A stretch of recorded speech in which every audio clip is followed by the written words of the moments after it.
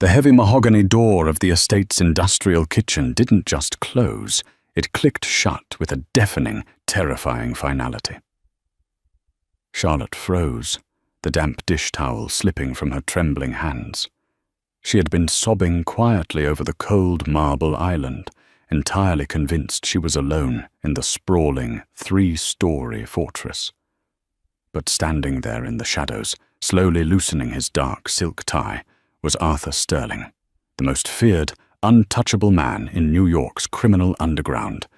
He didn't yell. He didn't ask what she was doing awake at 3 a.m. He simply stepped into the dim light, his cold, piercing eyes locking onto the dark, swelling bruise on her cheek, and whispered a question that was about to ignite a bloodbath. "Who did that to you?" Charlotte Evans never intended to spend her mid-20s scrubbing dried blood out of imported Persian rugs. 2 years ago, she was a nursing student at NYU, living a quiet, unremarkable life. That all evaporated the night her father, William, lost $150,000 he didn't have at an underground poker game in Atlantic City. He hadn't just lost it to anyone. He had lost it to the Sullivan Syndicate, a ruthless faction of the Irish mob that controlled the docks and the debt collection rackets on the East Coast. To keep her father from ending up at the bottom of the East River, Charlotte made a deal. She dropped out of school, surrendered her savings, and took a highly specialized, highly dangerous job arranged by a shadow employment agency. She became a live-in maid at a secluded, heavily fortified estate in Sands Point, Long Island. The estate belonged to Arthur Sterling. At 34, Arthur was the undisputed head of the Sterling family, a rival Italian-American syndicate that had ruled New York's shadows for 3 generations. Taking a job in the home of the Sullivans' greatest enemy was a calculated risk. The Sullivans agreed to pause the interest on her father's debt, provided Charlotte handed over 70% of her exorbitant salary every Friday night. She was effectively a hostage, trading her freedom for her father's pulse. The Sterling estate was less of a home and more of a billionaire's military bunker. Surrounded by 12-foot wrought-iron fences, monitored by thermal cameras, and patrolled by men who wore tailored suits to conceal shoulder holsters, it was a place where silence was the most valued currency. The head housekeeper, a rigid, unsympathetic woman named Mrs. Gable, had given Charlotte only one rule on her first day. You are to be a ghost. You do not speak unless spoken to. You do not look Mr. Sterling in the eye. You see nothing, you hear nothing, and you clean everything. For 8 months, Charlotte had followed that rule flawlessly. She learned the rhythms of the house. She knew to polish the sub-zero refrigerators before dawn, to use club soda on the upholstery in the billiard room where meetings got heated, and to disappear into the servants' quarters whenever a fleet of black Escalades rolled up the gravel driveway. She rarely saw Arthur Sterling. When she did, he was a fleeting, terrifying presence. He was a man carved from ice, tall, broad-shouldered, with sharp aristocratic features and eyes the color of a winter sky. He moved with a predatory grace, always dressed in immaculate Brioni suits, projecting an aura of absolute authority. The few times they had occupied the same room, the air had grown thick and heavy, making it difficult for Charlotte to breathe. He had never spoken a word to her. She was just part of the furniture, until a rainy Tuesday night in late October. Charlotte's shift had ended hours ago, but sleep was impossible. Tomorrow was Friday, collection day. She was $2,000 short. An unexpected medical bill for her father's failing liver had eaten into her envelope of cash. Panicked, she had slipped out of the servants' quarters to dispose of the kitchen waste in the incinerator out back, hoping the cold air would clear her head. The service entrance at the back of the estate was a rare blind spot for the security cameras, shielded by a thick canopy of ancient oak trees. As Charlotte tossed the heavy trash bags into the chute, a hand clamped brutally over her mouth from behind. She screamed, but the sound was muffled against a leather glove. She was shoved hard against the damp brick wall of the estate, the breath knocked out of her lungs. Standing in front of her, dripping wet in a cheap trench coat, was Tommy Barnes. Tommy was a mid-level enforcer for the Sullivans. He was a vile, opportunistic man who smelled of stale beer and cheap cologne. "Hello, Charlie," Tommy sneered, his grip tightening on her arm. "Your old man tells me you're a little light this week.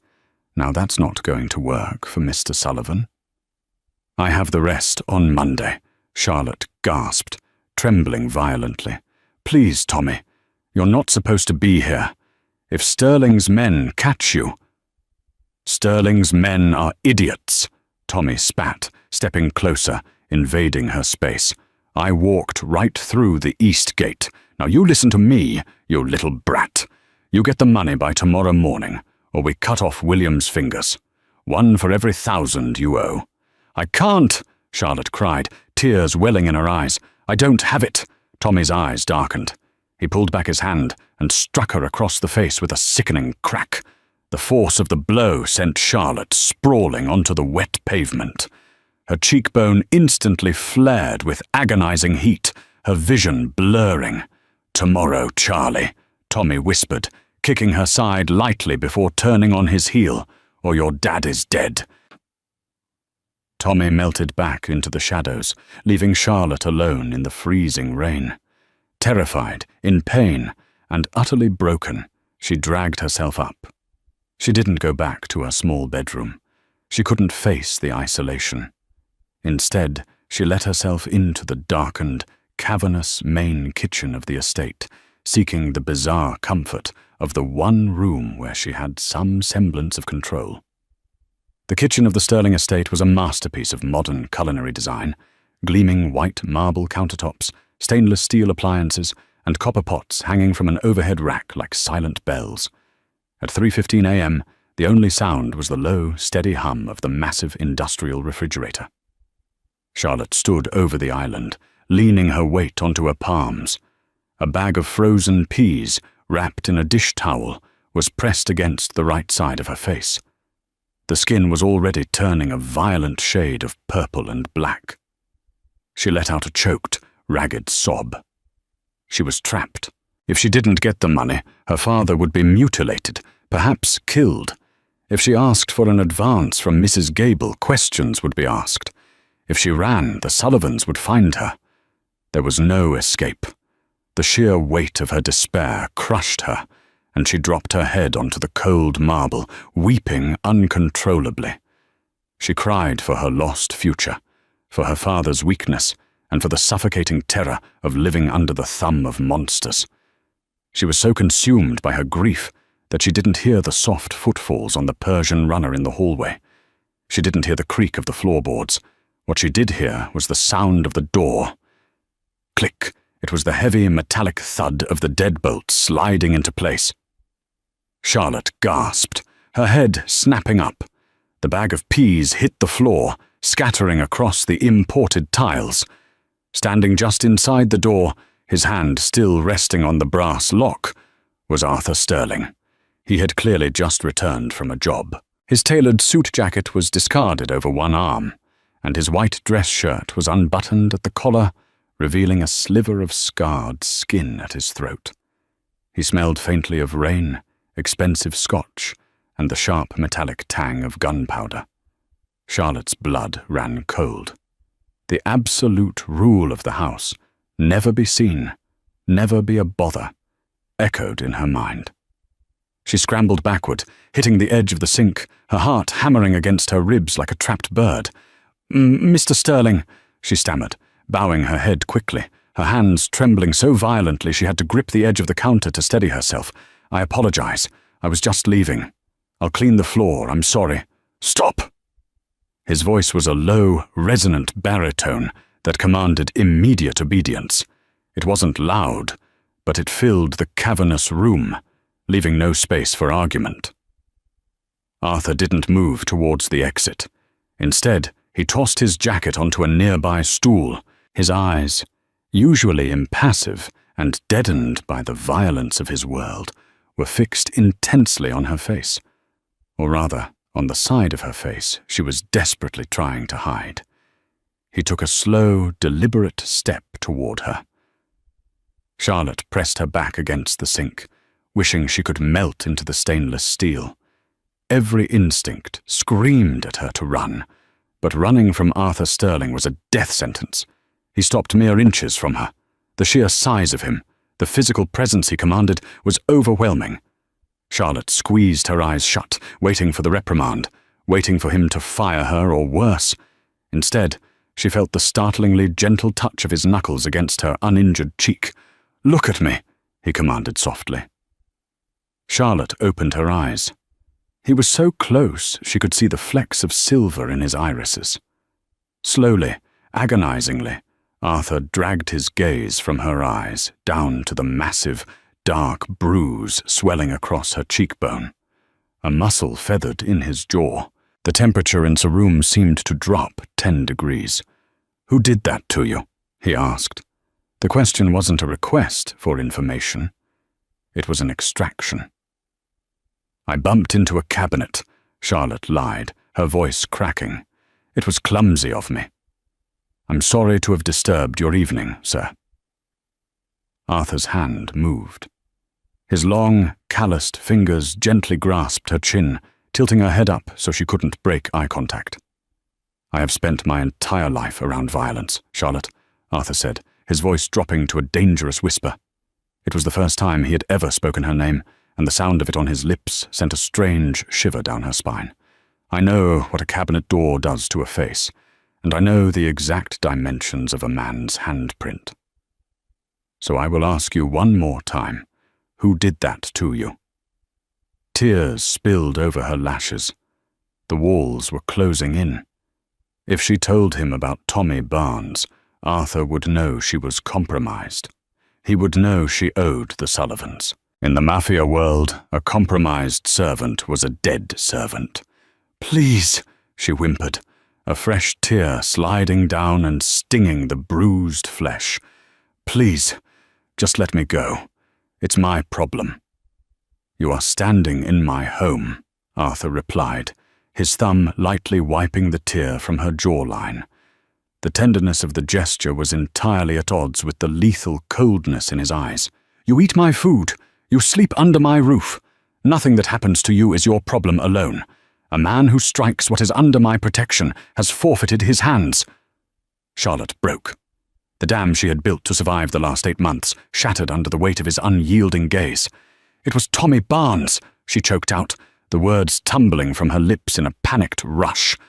"He's an enforcer for the Sullivans. My father owes them money. I send them my paychecks. He came here tonight. He said I was short." Arthur didn't blink. The mention of his fiercest rivals didn't seem to shock him, but something else did. His hand slowly dropped from her face. "Tommy Barnes came here?" Arthur asked, his tone shifting from quiet intimidation to a chilling, razor-sharp focus. "To this estate?" "Yes," Charlotte sobbed, wrapping her arms around herself. "By the incinerator. I'm sorry. I didn't mean to bring them here. I swear I didn't tell them where I worked. They must have followed me or found out from the agency. Charlotte, stop talking." She clamped her mouth shut. Arthur turned his back to her, resting his hands flat on the marble island. He stared at the blank wall for a long, heavy moment. When he finally spoke, it wasn't about the debt, or her father, or the bruise on her face. "The East Gate requires a biometric scan and a rolling 8-digit algorithmic code that changes every 12 hours, Arthur stated, his voice devoid of all emotion. It was the voice of a general analyzing a battlefield.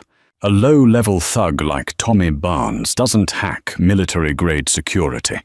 He doesn't scale a 12-foot electrified fence without tripping an alarm." Arthur slowly turned his head to look over his shoulder at her. The terrifying realization of what he was saying washed over Charlotte. "Tommy Barnes didn't break in, Charlotte," Arthur said, his eyes narrowing into lethal slits. "Someone opened the door for him. Someone in my inner circle." The silence in the kitchen was suddenly deafening. Charlotte realized with a sickening twist in her stomach that her bruised cheek hadn't just exposed her own terrible secret. It had just uncovered a rat inside the Sterling family. Arthur reached into his trousers and pulled out a secure, encrypted phone. He dialed a single number, his eyes never leaving Charlotte's terrified face. "Wake the men," Arthur said into the receiver, his voice echoing in the cold kitchen like a death knell. "Lock down the estate. Nobody gets in, and absolutely nobody gets out." The moment Arthur Sterling ended the call, the atmosphere inside the sprawling Sands Point estate shifted. There were no blaring sirens, no flashing red lights. The Sterling syndicate operated with lethal discretion. Instead, there was a low, vibrational hum as the backup generators engaged, plunging the estate into a complete tactical lockdown.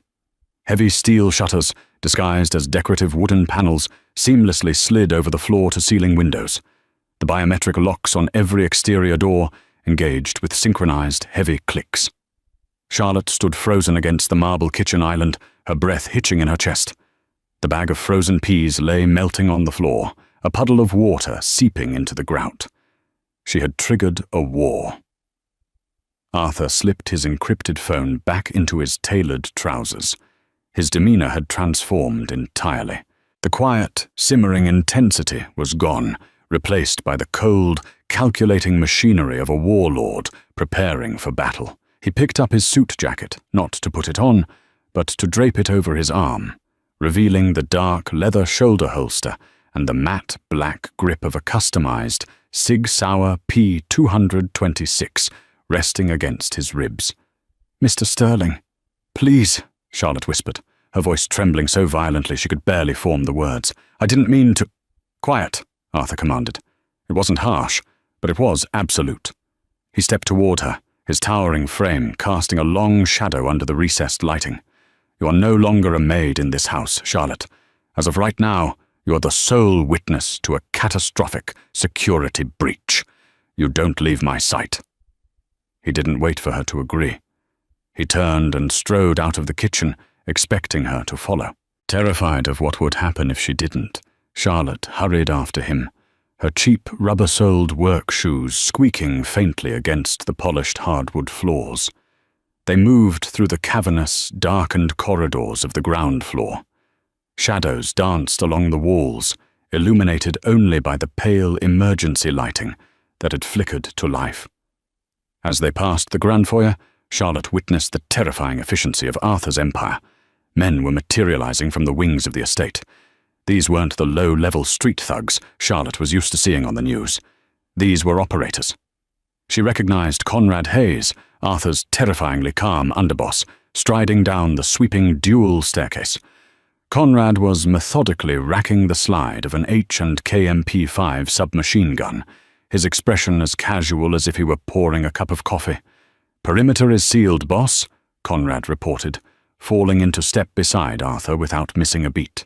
Infrared sensors show 0 thermal signatures in the tree line.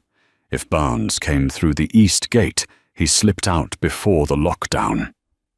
"He had a window," Arthur replied, his voice clipped and precise. "Pull the logs from the Brevo access control system.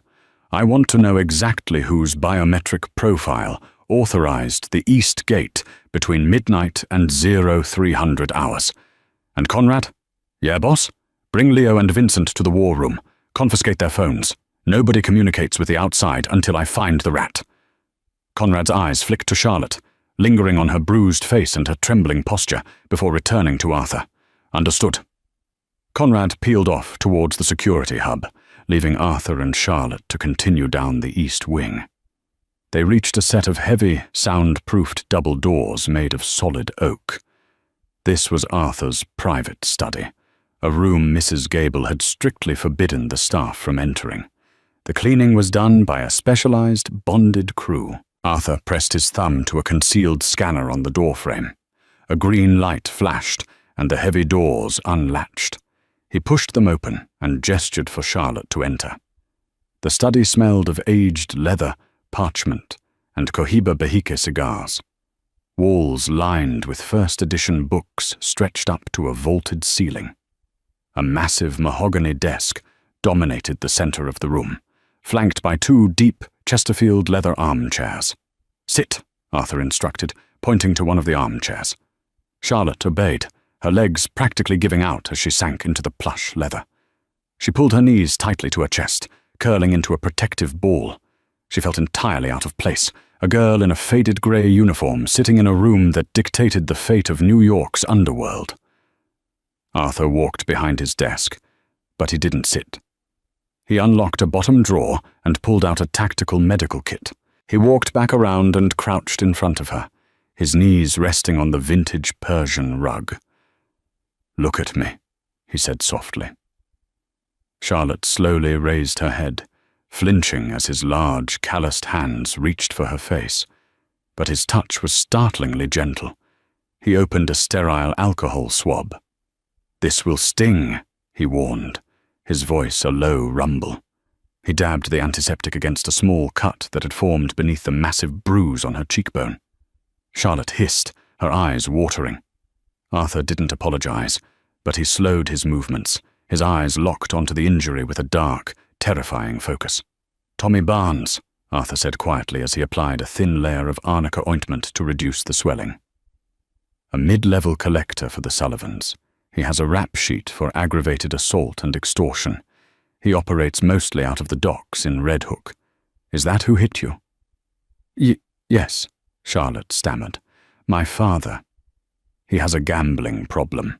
He lost $150,000 at one of their card games." "And you've been paying it off," Arthur deduced, his jaw tightening. "With the salary I pay you." Charlotte nodded miserably. 70% of it. Every Friday. If I stop, they'll kill him. Arthur tossed the medical supplies back into the kit and stood up to his full height, looking down at her. "You let a rival syndicate extort you while living under my roof. You allowed a Sullivan enforcer to walk onto my property. By the laws of our world, Charlotte, I should put a bullet in your head right now." Charlotte let out a broken sob, burying her face in her hands. She had known this was coming. The penalty for bringing the enemy to the door was death. "But," Arthur continued, his voice cutting through her panic like a knife, "Tommy Barnes made a fatal miscalculation. He touched something that belongs to this house. He touched you." Charlotte's breath caught. She looked up through her fingers. Arthur Sterling was staring at her with an intensity that made her stomach flip. It wasn't pity in his eyes. It was absolute, territorial possessiveness. "No one bleeds on my property unless I order it," Arthur said, his tone chillingly calm. "And no one inside my walls is touched by a Sullivan. Your father's debt is no longer your concern. It is mine." Before Charlotte could process the sheer weight of what he was saying, a heavy knock echoed from the study doors. "Boss," Conrad's voice came through the heavy oak. "We have the logs. Leo and Vincent are in the war room." Arthur didn't break eye contact with Charlotte. "Stay in this chair. Do not move. Do not make a sound." He turned and strode out of the room, the heavy doors clicking shut behind him, leaving Charlotte alone in the dimly lit study, her heart pounding a frantic rhythm against her ribs. The war room was located just down the hall from Arthur's study. It was a stark, windowless bunker equipped with state-of-the-art surveillance monitors, a long steel table, and soundproofing so dense it felt like a vacuum. When Arthur entered, the air was thick with tension. Conrad Hayes stood by the monitors, a tablet in his hand. Seated at the steel table were two of Arthur's most trusted lieutenants, Leo Gallagher, a broad-shouldered enforcer who managed the family's unions, and Vincent Boyle, a sharply dressed numbersman who oversaw the offshore accounts and digital security. Both men looked uneasy. Their phones sat in a plastic bin at the center of the table, a clear sign that they were under suspicion. Arthur didn't sit. He paced slowly behind the two seated men, his footsteps silent on the concrete floor. The silence stretched, heavy and suffocating, designed to break their nerves. At 2:45 a.m., Arthur began, his voice devoid of inflection. A man named Tommy Barnes walked through the east gate of this estate. He bypassed the Cubba Mars X10 lock. He circumvented the thermal cameras. He assaulted a member of my household staff by the incinerator, and then he left. Leo's head snapped up, his thick neck flushing red. "O'Sullivan? Here?" "Boss, I swear to God, if my men were on rotation—" "Your men weren't on rotation, Leo," Arthur interrupted smoothly, stopping right behind Vincent Boyle's chair. "The automated perimeter defense was active, which means someone inside this house manually overrode the security protocols." Vincent cleared his throat. He was a handsome man, usually oozing arrogance in his custom Tom Ford suits, but right now a thin sheen of sweat glistened on his forehead. "Arthur, the system is complex. It could have been a glitch in the Palantir network, or a remote hack." Arthur leaned down, resting his hands on the back of Vincent's steel chair. "Conrad," Arthur said softly, "read the logs." Conrad tapped the screen of his tablet. The east gate was opened using an authorized biometric thumbprint and a Level 4 clearance code. The system wasn't hacked. It was invited. He looked up, his eyes cold. The clearance code belonged to Vincent. The room erupted. "It's a setup," Vincent shouted, scrambling backward in his chair, trying to put distance between himself and Arthur. "Boss, you know me. I've been with your father since before you took over. The Sullivans must have cloned my credentials. It's a spoof." Leo jumped to his feet, his hand instinctively dropping to his waist, though his weapon had been confiscated at the door. "You piece of garbage," Leo spat at Vincent. "You sold us out to the Irish?" "Sit down, Leo," Arthur commanded. Leo slowly sank back into his chair, glaring daggers at Vincent. Arthur slowly walked around the table to face Vincent. The numbers man was hyperventilating, his eyes darting towards the locked door. "A biometric clone requires a physical mold of my thumbprint," Vincent pleaded, his voice cracking. "Someone lifted it, Arthur. I swear on my mother's life." "I believe you," Arthur said quietly. Vincent exhaled a massive sigh of relief, slumping back into his chair. "Thank God, Arthur. We need to sweep the staff. Someone lifted my print from a glass or a file." "I believe you didn't open the gate tonight," Arthur continued, his voice dropping to a terrifying whisper as he leaned over the table, bringing his face inches from Vincent's.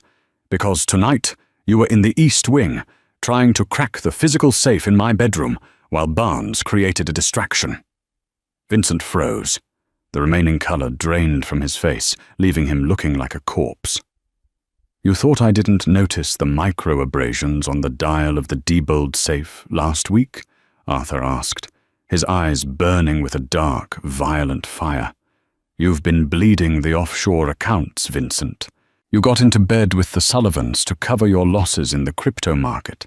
You gave Barnes access to the grounds so he could collect a measly debt from a maid, knowing the security sweep would focus on the perimeter, giving you exactly 15 minutes to access my private quarters." Conrad stepped forward, pulling a heavy, suppressed Glock 19 from his waistband and resting it on the table. The metallic clack echoed in the silent room. Vincent fell to his knees, his tailored suit trousers hitting the concrete with a thud. Tears streamed down his face. "Arthur, please, they were going to kill me. The Sullivans, they have leverage. I can fix the accounts. I can get the money back." "You compromised my home," Arthur stated, his voice devoid of pity. "You brought an enemy onto my soil. You put my people at risk." Arthur picked up the suppressed Glock. In the study down the hall, Charlotte jumped violently as a dull, muted thump echoed through the heavy oak doors, followed by the sickening sound of something heavy hitting the floor. She clamped her hands over her mouth, stifling a scream. She knew exactly what that sound was. The reality of the world she was trapped in crashed down upon her with crushing weight. Arthur Sterling wasn't just a strict employer. He was a judge, jury, and executioner. 10 minutes later, the study doors opened. Charlotte scrambled back into the depths of the leather chair, her heart pounding frantically. Arthur stepped into the room. He had removed his shoulder holster and rolled up the sleeves of his white dress shirt, revealing forearms corded with muscle and laced with old scars. There was a single, tiny speck of crimson blood on his crisp white cuff. He walked over to a crystal decanter on a side table and poured 2 fingers of Macallan 25 amber liquid into a glass. He downed it in one smooth motion, his back to her. "The mole has been dealt with," Arthur said quietly, setting the glass down. Charlotte couldn't find her voice. She merely nodded, trembling. Arthur turned to face her. The lethal coldness from the kitchen had faded, replaced by an intense, heavy exhaustion. He looked at her bruised face, her terrified eyes, and the way she shrank away from him. "You're afraid of me," he stated. It wasn't a question. Yes, Charlotte whispered, the truth slipping out before she could stop it. Arthur walked slowly toward her, stopping just at the edge of the Persian rug. "You should be. The world I inhabit is entirely unforgiving. But understand this, Charlotte." He leaned down, placing a hand on the arm of her chair, trapping her in his gravity. "From this moment forward, you belong to the Sterling family," Arthur said, his voice a low, rough rumble that sent a flush of heat through her freezing veins. "Tommy Barnes will never touch you again. The Sullivans will never threaten your father again. Your debt is erased." Charlotte looked up into his silver eyes, entirely overwhelmed. "Why? Why would you do this for me?" Arthur's gaze dropped to her lips for a fraction of a second before returning to her eyes. "Because you bleed on my floor, Charlotte, and what happens in my house is my business. Now try to get some sleep. Tomorrow, we go to war with the Sullivans." Charlotte awoke to the unfamiliar scent of lavender and freshly pressed linen. She wasn't in the cramped, windowless servants' quarters located above the garage. She was in the East Wing, the secured, family-only sector of the Sands Point estate. The walls were draped in heavy, cream-colored silk, and the morning sun strained against the edges of the blackout curtains. A soft knock startled her. The door clicked open, and Mrs. Gable, the head housekeeper, stepped inside. The rigid, unsympathetic woman who had tormented Charlotte for 8 months now kept her eyes firmly pinned to the floor. She held a silver tray bearing a pot of Earl Grey tea, toast, and a folded set of clean, tailored clothes that clearly didn't belong to the staff uniform code. "Good morning, Miss Evans," Mrs. Gable said, her voice tight and trembling slightly. The sudden use of Charlotte's surname, rather than a sharp "girl," was jarring. "Mr. Sterling requested I bring you breakfast. When you are ready, he is expecting you in the solarium." "Thank you, Mrs. Gable," Charlotte murmured, pulling the heavy duvet up to her chin.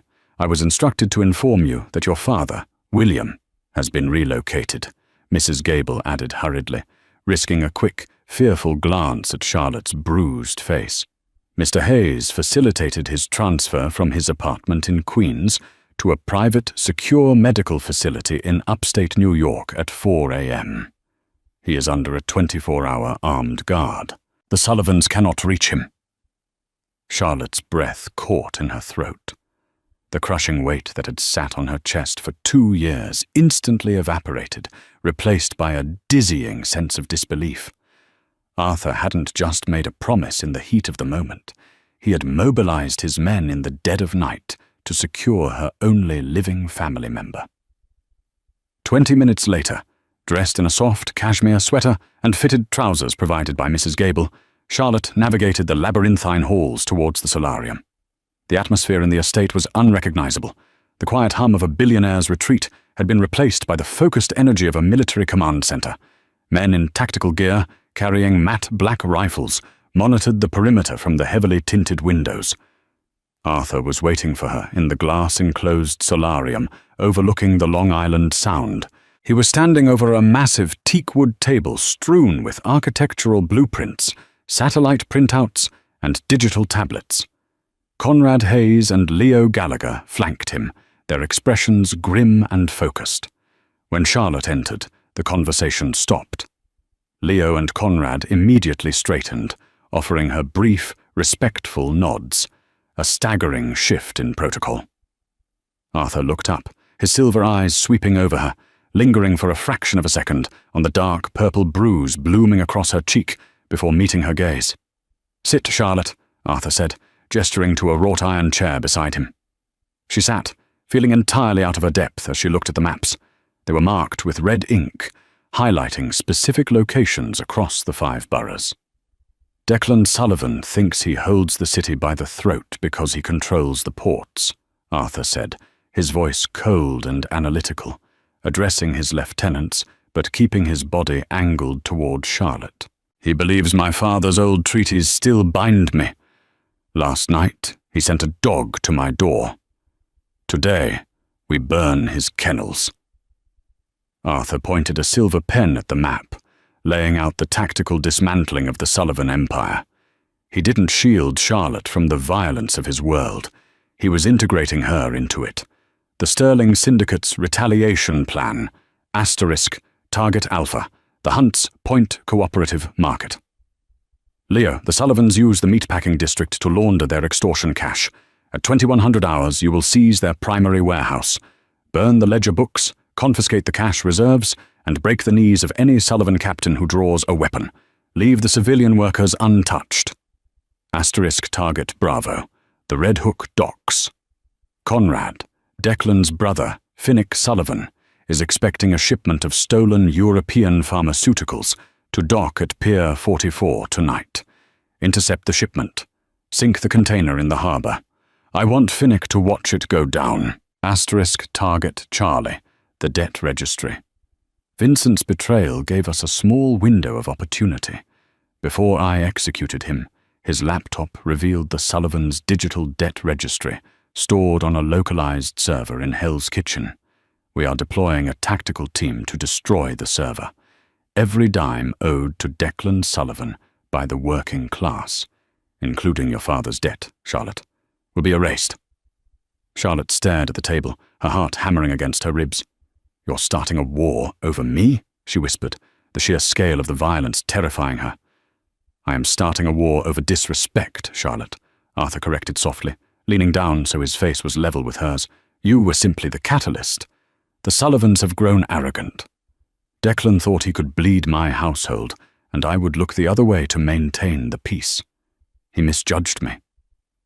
Boss, Conrad interjected, his tone cautious. Hitting 3 of their primary arteries in one night. Declan is going to unleash hell. He has corrupt cops on his payroll in the NYPD's 75th precinct. They might hit back with badges, not just bullets. Let them, Arthur replied, his eyes narrowing into lethal slits. If Declan sends a uniform to my gate, I'll buy the commissioner. The era of the Irish mob in New York ends this week. Prep the men. We strike at sundown. The sun dipped below the horizon, plunging the estate into a tense, suffocating darkness.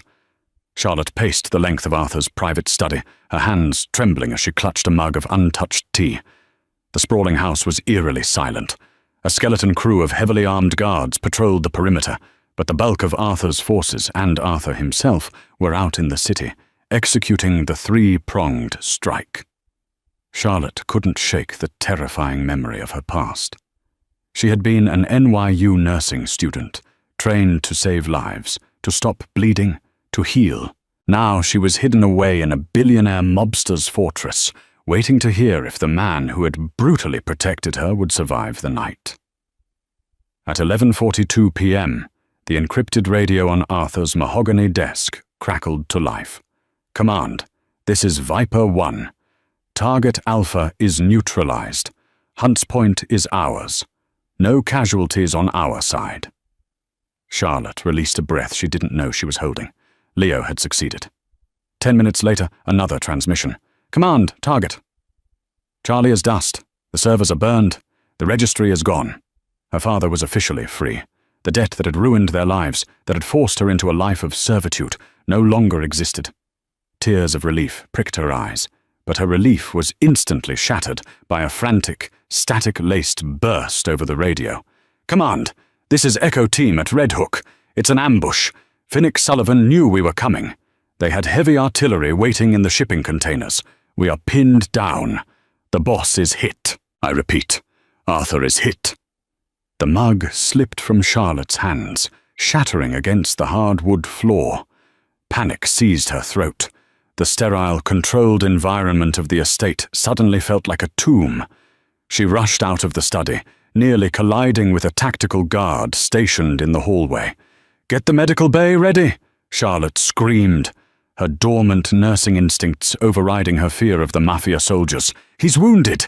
Clear the east entrance!" For the next 45 minutes, time dilated. Charlotte sprinted to the estate's underground medical wing, a fully equipped trauma room designed for emergencies the syndicate couldn't take to a public hospital. She sterilized instruments, prepped IV lines, and laid out trauma dressings, moving with a manic, hyper-focused energy. The sound of screeching tires echoed from the underground garage. Doors slammed. Men shouted. Conrad Hayes burst through the double doors of the medical wing, his suit jacket covered in blood. Behind him, 2 soldiers were supporting Arthur. The boss of the Sterling family looked impossibly pale, his lips pressed into a tight, grim line. His left hand was clamped over his right side, blood seeping through his fingers and staining his crisp white shirt a horrific crimson. "Put him on the table," Charlotte ordered, her voice slicing through the chaotic shouting of the men.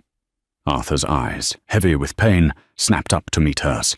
Even bleeding out, his presence was overwhelming. He grunted as the men hoisted him onto the stainless steel trauma table. "Out," Arthur rasped, looking at his soldiers. "All of you, secure the perimeter."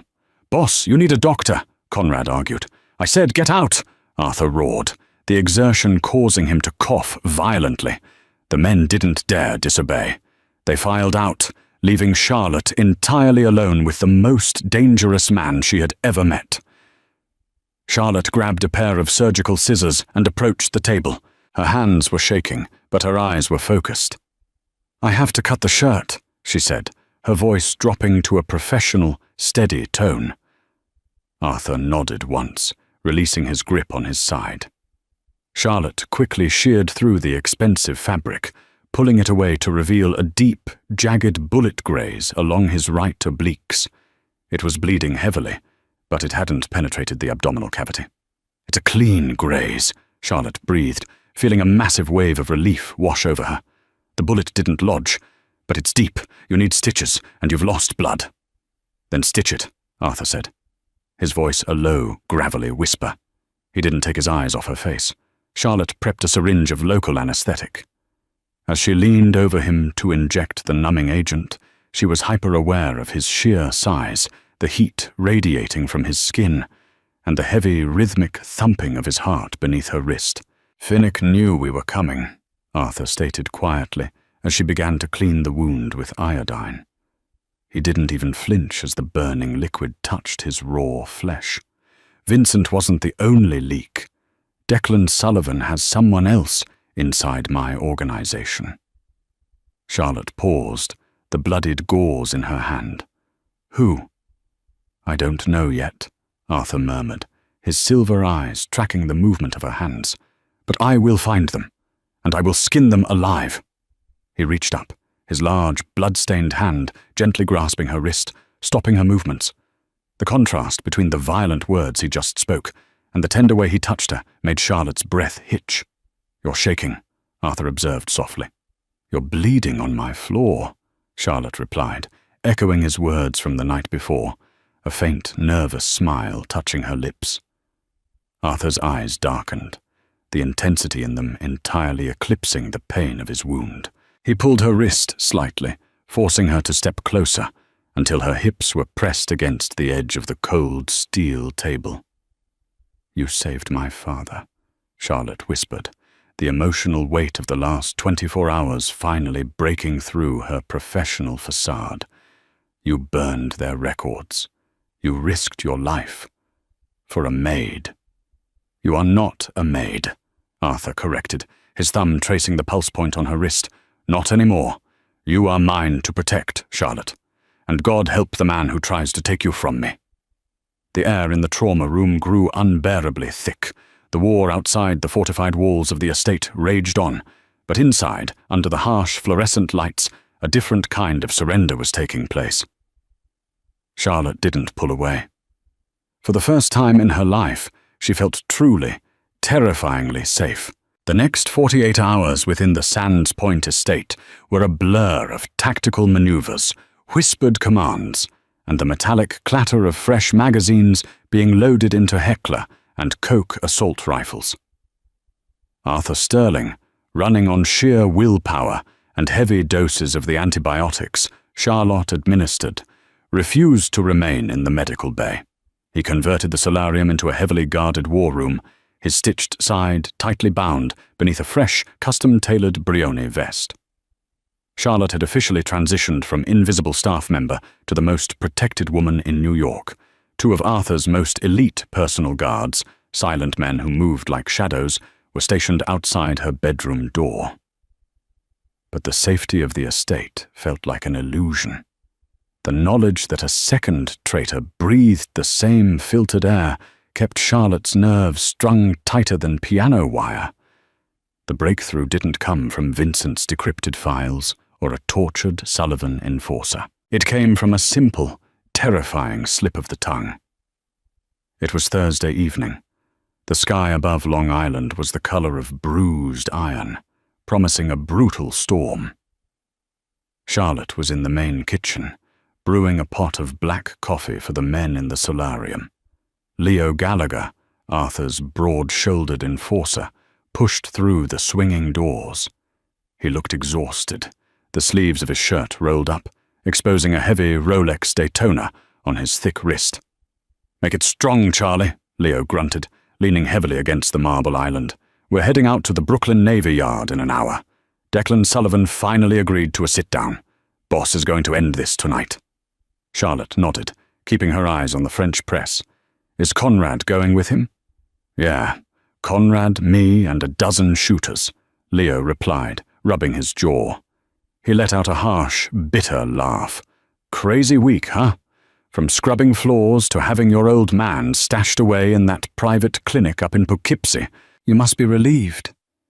Charlotte's hand froze mid-pour. The scalding coffee splashed onto the marble, narrowly missing her skin.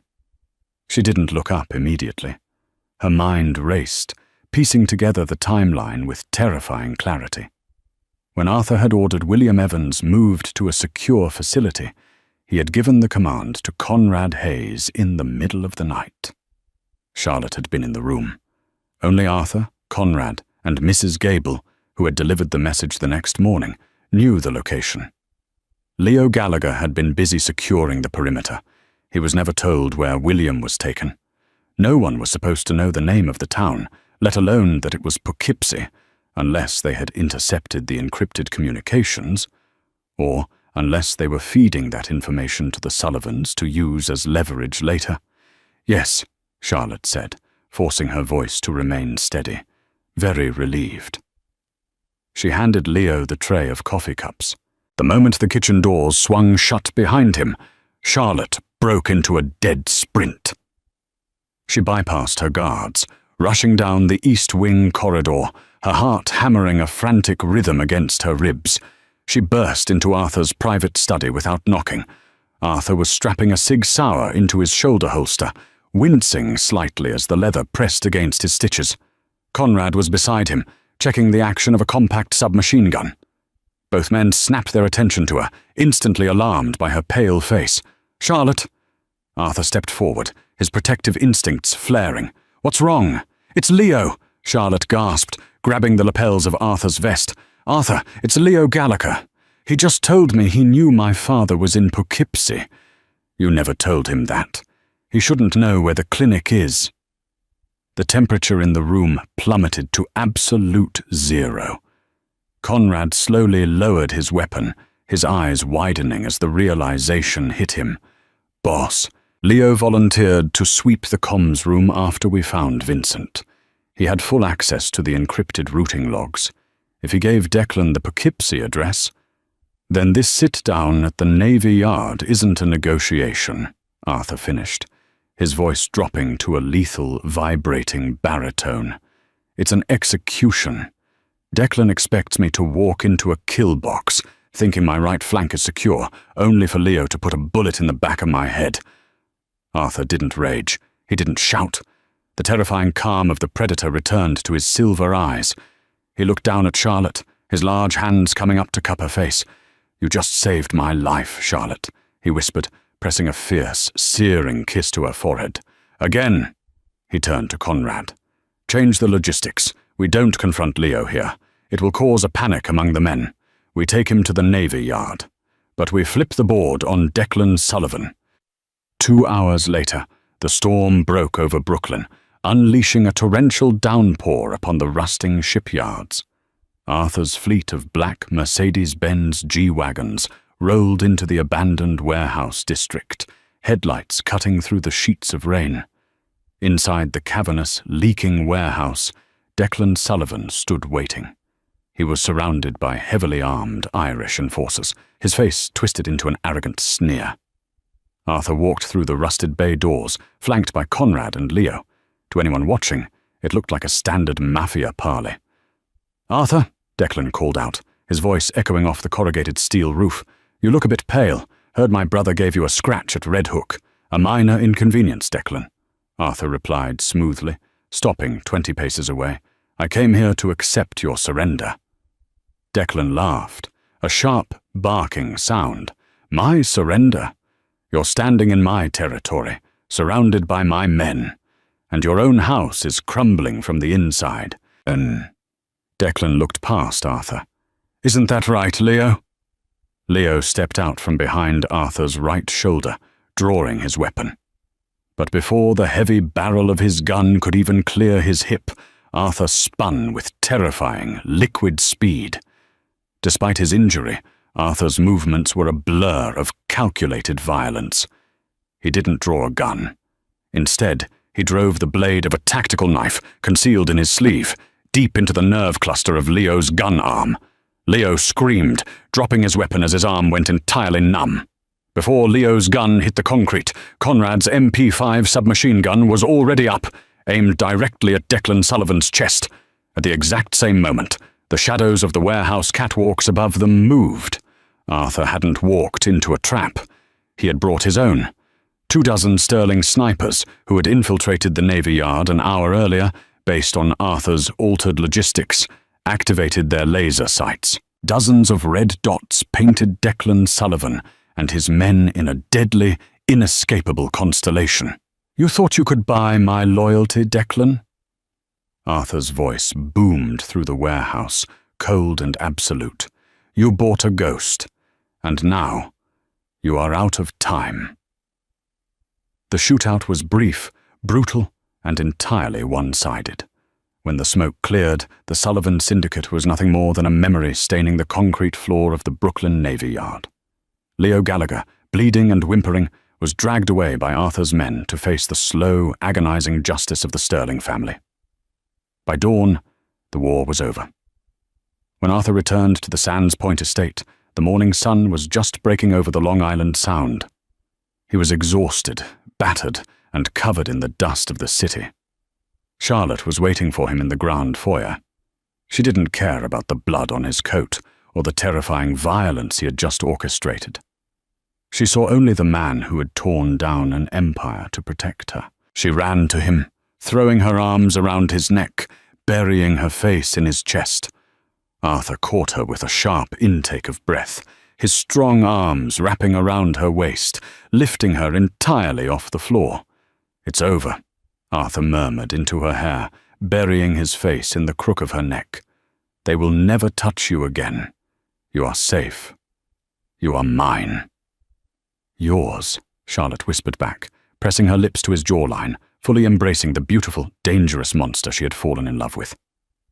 The invisible maid was gone. In her place stood the untouchable queen of the Sterling Empire. The thrilling saga of Charlotte and Arthur proves that true power isn't just about ruling the underworld. It's about the lengths a man will go to protect the woman who unexpectedly steals his heart. From a terrified maid hiding a bruise to the strategic queen of a mafia empire, Charlotte's journey is a testament to survival, loyalty, and a love forged in the fires of betrayal. The Sterling and Sullivan war may be over, but the passion and danger of their world will last forever. Did Arthur's ruthless loyalty leave you completely breathless?